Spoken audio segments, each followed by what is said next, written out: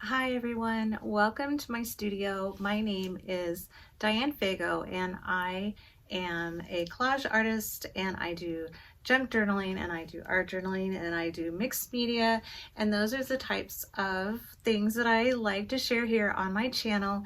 And today I am super excited to let you know that I am going to be sharing with you a flip of my new collage journal that, well, not new, but I am going to share a flip through of this collage journal that I just finished working in the other day.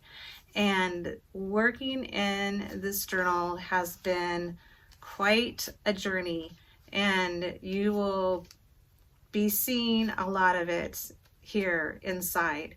So I started working in this in I think it was April 26, 2015.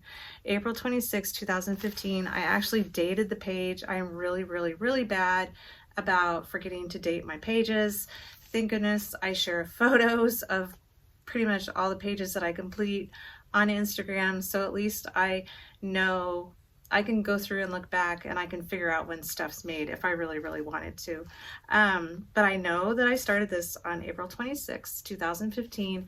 I did several pages up front, and I believe there's even videos for them here on my channel way back when in 2015. And I then just stopped working in this journal altogether. I kind of know some of the reasons why, and I don't know if I want to go into that in this video. That might be something else, kind of a whole topic about just being creative and a creative journey and all of those things. But I kind of basically just got burnt out with doing collage, and I stopped working in this journal. I didn't do anything in it whatsoever. And then in April of, March of 2019, we went into lockdown. In June of 2019, my 37-year-old nephew passed away unexpectedly. The next day, I moved out, was separated, and then a year or so later, I was officially divorced, and not long after that, my mom passed away. So, and then a year or so after that, my uncle, who was very close with, passed away. So I've been going through a lot, and I, for some reason or another, in oh goodness, in 2022, in June, the end of June, in 2022, I sat down in front of my books right there. Those are all books that I get my collage images from. Well, not, some of my collage images. All my magazine stuff's over here, but as far as books and with images in it, those are all my books. But I sat right there on the floor, and I had just actually been watching a DeDe Willingham, who's an amazing artist here on YouTube. If you do not follow her, please do. I will for sure put a link to her channel down below. I'll try to tag it up here if I remember. But I was watching her, and she does what's called reverse collage. And I had kind of watched her quietly in the morning, and I'm not sure why, but for some reason it kind of lit a little bit of a fire in me. And I remember thinking, even just that whole year before, that I had pretty much convinced myself that I had forgotten how to do collage. And I remember very vividly feeling that there was just no use to me even picking up another journal like picking up anything, especially this journal that I had started, picking it up and trying to do collage anymore. And it didn't matter that I had, finished one whole full journal before of all collage. I just was really convinced that it was gone. that I just didn't have it in me anymore, and there wasn't a reason for me to even try, because I just didn't think it was there. I thought that I had completely lost all ability to do collage whatsoever. And for some reason, and I don't know why, I do not know why, but watching that video, watching DeDe create in there, I got up after she was done streaming. I got up and I went over and sat on the floor, and I just started pulling out a couple books that had images in it. I also have a stack of calendars over there that are great for getting images from, because nice big images. And so I kind of flipped through the calendars, and I was looking through some of the books, and just kind of slowly, and wasn't really thinking about much. And I ended up pulling out this book that has a bunch of architecture in it and these really cool buildings, and was looking at that and looking at these buildings and kind of looking at calendar pages, and I ended up starting to pull out these images that kind of felt like were starting to work together.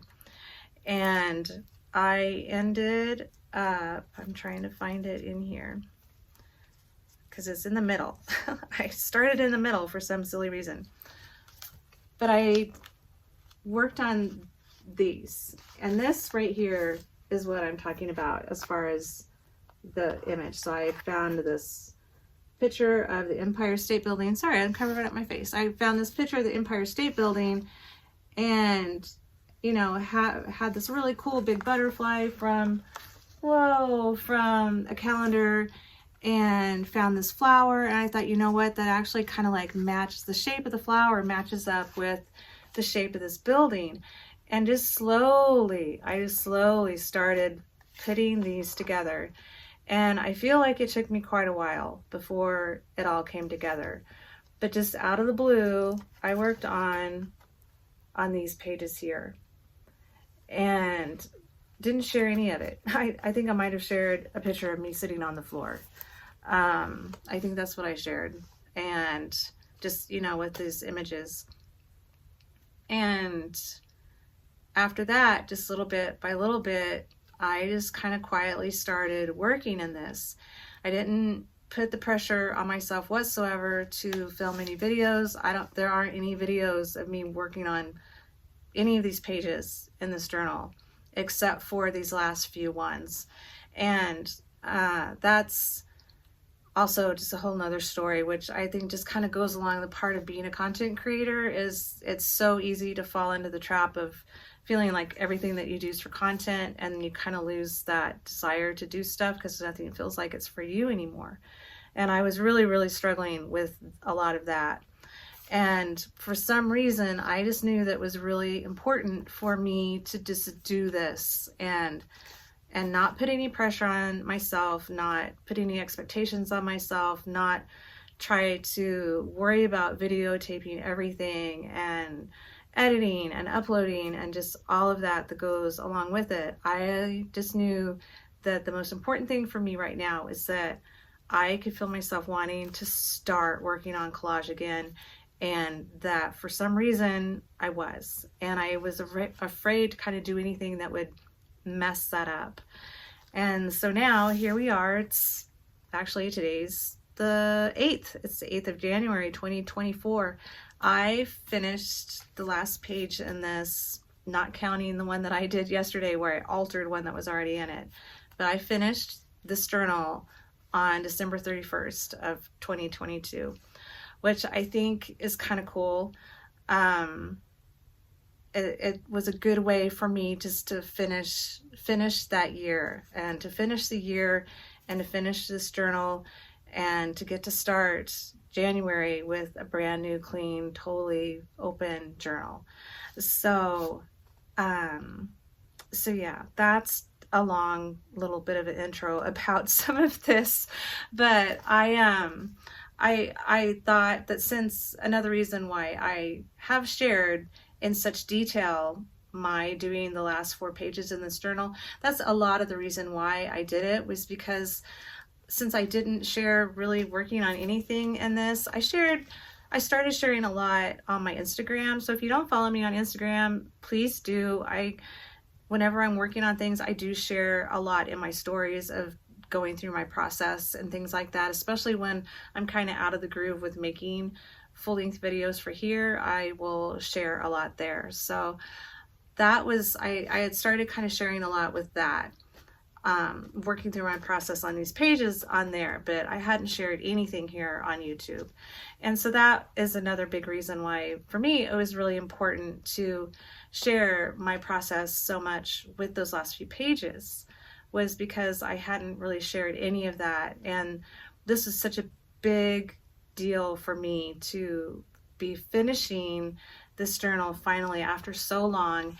And since so many of you have been with me since, well, almost the beginning of, and some of you have been with me since the very beginning when I started my channel.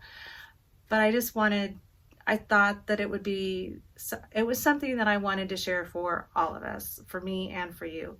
So I have shared my whole process from picking out the images to gluing the last little bit down in the last few videos on here. So anyways, I'm going to be quiet now. I'm going to go over here and do a flip through of my journal with you. Like I said, been through a lot since then, since I started. In the beginning of this, it's for sure me talking to myself. Well, it's always me talking to myself, but you can kind of see where I was at, see where my mind was at. Of course, none of the really heavy stuff was documented in here whatsoever.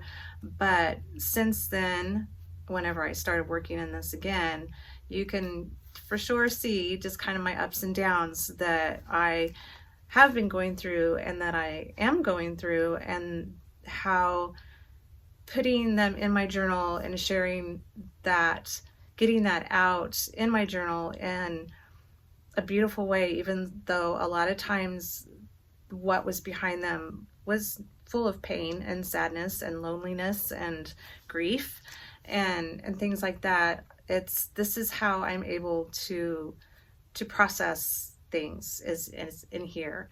And I'm sure that huge dry spell that I had where I wasn't working in here, it wasn't helping. And I know I didn't understand it, because working in my journal was always was something for me to turn to. And I was like at my lowest, almost at my lowest. I've already been through my lowest, hopefully, and that's all documented in my journal, in a journal too. My hitting rock bottom is all in my pencil journal, and I'm not sure if I've done a flip through of that. But anyways, you will see my journey through here. And so as I'm flipping through this, I am gonna, hold it open for each of the pages. And feel free to pause if you want to get a better look. I'm going to hold it up close so that you can see it closer, and stop on the areas where there is writing so that you can read it. Feel free to pause so you can read things better. If I'm going too slow, then speed this up. If you want me to go slower, then slow it down. So I'm not going to talk through any of it. We would be sitting here for hours if I talked through all of these pages. And even though there's ones in here that I did in 2015, looking at them, I can still tell you where I was at and why I did that page now. So this is probably going to be a long one, and because I don't want to rush it. And I hope that you enjoy this, and thank you so much for everything. Thank you for being such a huge support for me.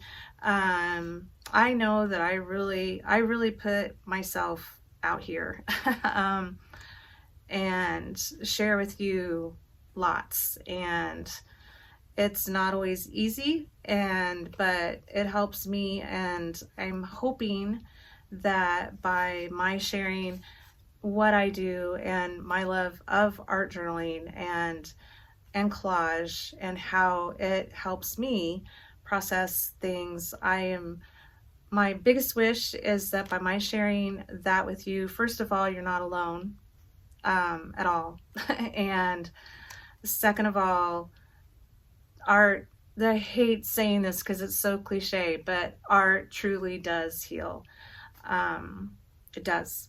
And this is proof. This is proof of it right here.